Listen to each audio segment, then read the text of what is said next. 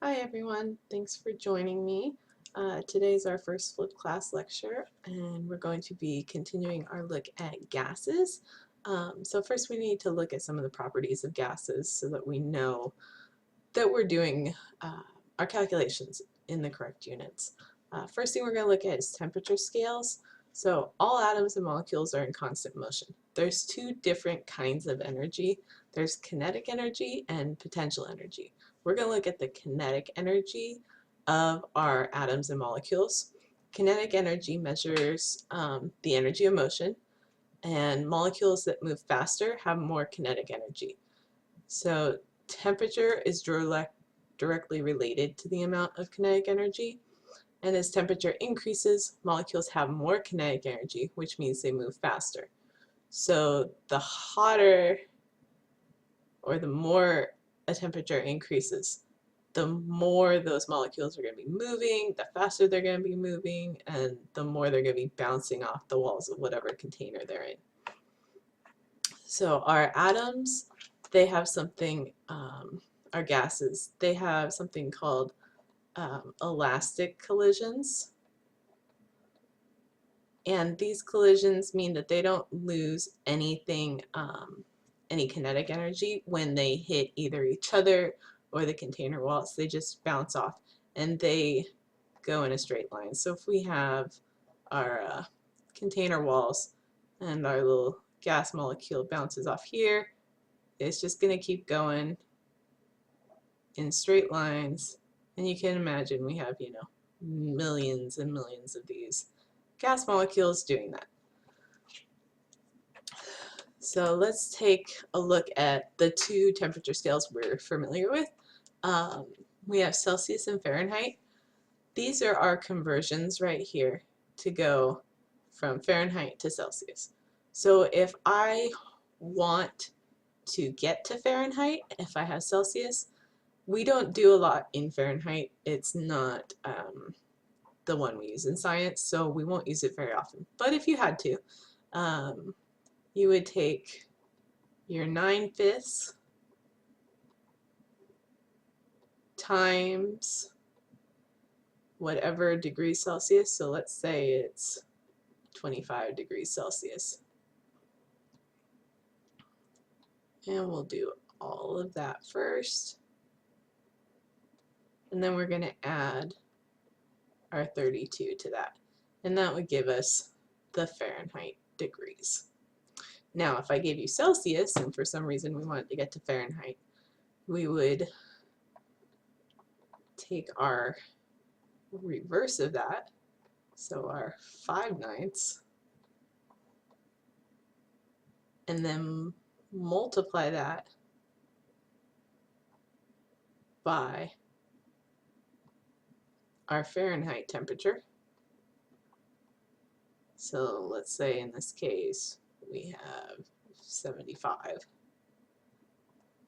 minus our 32 degrees. That will give us your Celsius.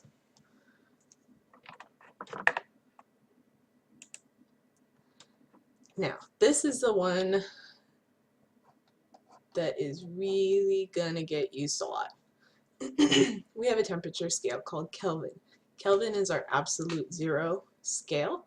Its lowest point is 0. Celsius is not an absolute zero scale because we can have a temperature below 0 degrees Celsius.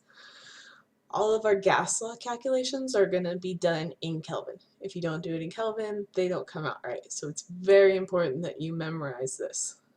So if we have Celsius and we're looking for Kelvin, let's say we have 25 degrees Celsius, we're going to add 273, and that will give us our Kelvin. And it's not degrees Kelvin, it's just Kelvin. So if you see absolute zero written as this, it's not saying it's okay, it's saying it's 0 degrees Kelvin. So make sure you memorize this equation. So absolute zero, that is the coldest possible temperature one could reach. It's theorized that all molecular motion will stop at absolute zero and that gases would occupy zero volume. Now, the sci-fi realm also likes to offer up the theory that that's when we can achieve time travel. So for some, they have more interest in seeing absolute zero reached than others, but we have not quite been able to reach that yet. So our absolute zero is either 0 degrees K, once again this is not okay, it's 0 degrees Kelvin, or, sorry, 0 Kelvin, or negative 273 Celsius.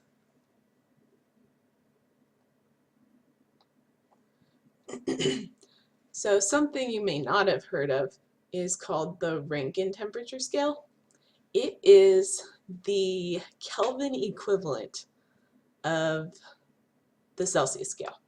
So this is the absolute zero of the Fahrenheit scale. So to figure out Rankines, you would take your Fahrenheit temperature, add 459, and that will give you the degrees Rankine.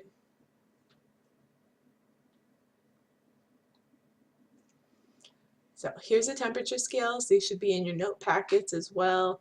And these are the conversions to get from Fahrenheit, Celsius, Kelvin, and Rankines. So make sure that you have these marked somewhere, because we'll be doing work with those. Now let's take a look at another variable that we use a lot in gas laws, and that's pressure. Pressure is the force exerted per an area. So this is created for gases when the gas molecules collide with container walls. So the more collisions you have against a container wall, the more pressure you're going to have. So we have lots of unit options for pressure, but we just need to know first off that it's force over area. One of the ways we can measure pressure is with the barometer. When they say the mercury's rising or the mercury's falling or the inches are falling on the barometer, this is what they're talking about. This is a vacuum sealed tube, so this part right here has no air, it's vacuum. This is mercury in a glass tube. We can use other things, but mercury's the most common one. And then this is an open container of mercury that allows the atmospheric pressure to push down on it. So remember, chemistry doesn't suck. So what's happening here is that because there's no air resistance in here, then the atmospheric pressure, which is around 14.7 pounds per square inch, is pushing down on this pool of mercury, and its path of least resistance is to go up the tube. So the more pressure there is, the more barometric pressure, the more the atmosphere is pushing down on this mercury, and the higher it's going to go up the tube. The lower the pressure, the less it's going to press on this pool of mercury, and the lower it's going to go. So barometer is one way we measure pressure. Another way to measure pressure is a manometer. It measures pressure by comparing the pressure of a gas to the pressure of the atmosphere. And when we do that, we can look, and if our pressure of our gas, so if this is higher, let's say if these were exactly equal, then atmospheric pressure would equal the gas pressure in here. If they're not equal though, then we need to see which direction it moved. So in this case, there was more pressure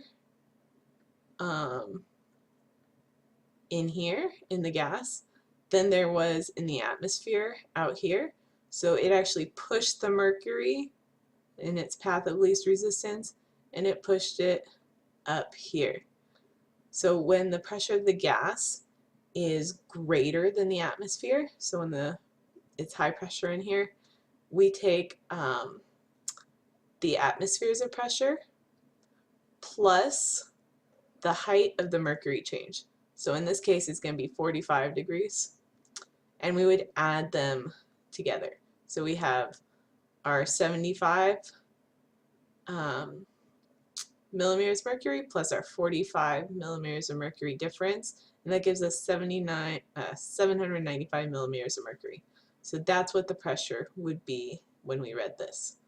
Now down here, if we drew our line where it would be equal, we can see that the atmospheric pressure has actually pushed it farther towards the gas container here.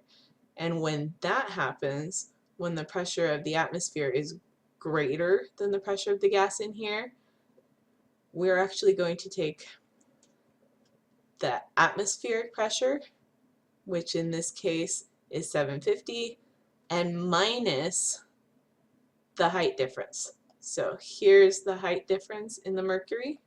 So they're going from here to here. The height difference in this case is 24, and that's going to give us 726 millimeters of mercury. So this is how we would read the manometer.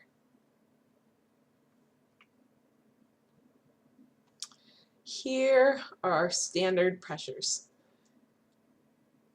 This is telling us that 1 atm, which is 1 atmosphere, which is also our standard pressure when we look at our STP, is equal to 760 millimeters of mercury, which is equal to 760 torr, which equals 76 centimeters of mercury, which equals 14.7 pounds per square inch. That's what we know as PSI, which equals 101,325 pascals, or 101.3 kilopascals, or 29 inches of mercury.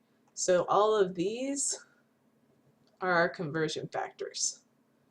So if I give you atmospheres, your conversion, if I wanted mercury, millimeters of mercury, would be 1 atmosphere gives you 760 millimeters of mercury.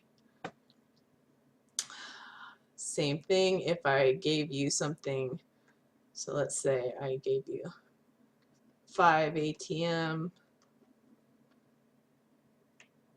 and I want it in kilopascals. I'm going to say 1 atm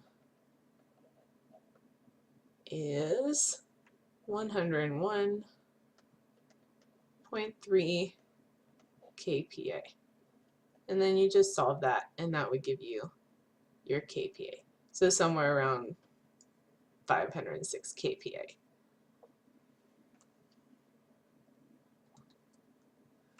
So standard temperature and pressure. This is a need to know. For gas laws, we need to know that it's either at STP or that it's not. So our standard temperature and pressure is 0 degrees Celsius and 1 atm. So this is one set. Or it can be expressed in 273 Kelvin and 760 millimeters of mercury. So these are our two standard temperature and pressure measurements. Make sure you know them.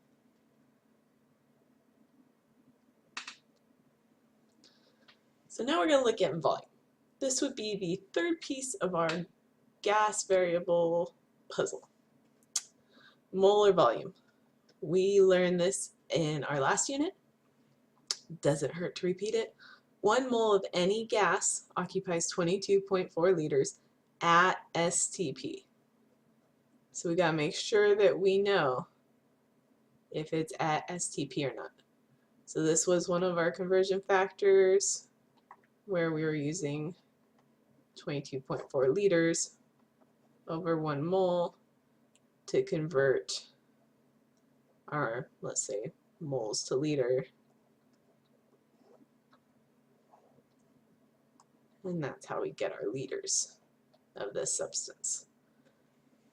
So make sure you know this.